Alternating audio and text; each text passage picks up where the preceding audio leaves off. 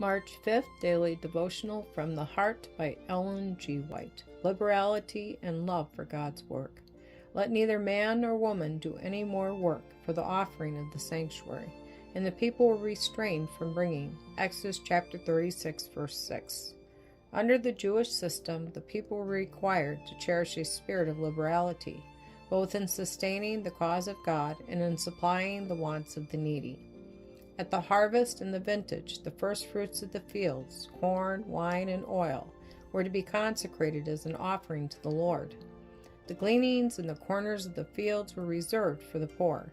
The first fruits of the wool, when the sheep were shorn, of the grain, when the wheat was threshed, were to be offered to the Lord. And at the feast it was commanded that the poor, the widows, the orphans, and the strangers should be invited.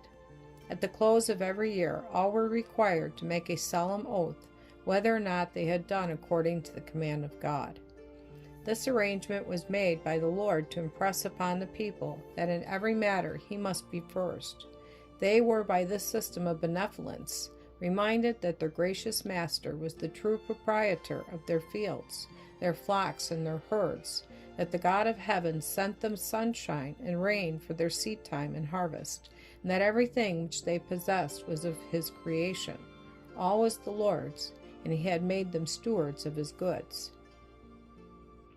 The liberality of the Jews in the construction of the tabernacle evinced a spirit of benevolence, which has not been equaled by the people of God at any later date. The Hebrews had just been freed from their long bondage in Egypt.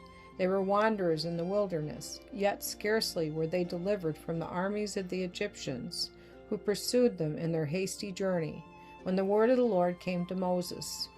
Speak unto the children of Israel, that they bring me an offering.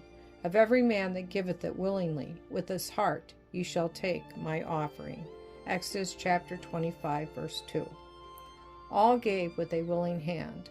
Not a certain amount of their increase, but a large portion of their actual possessions.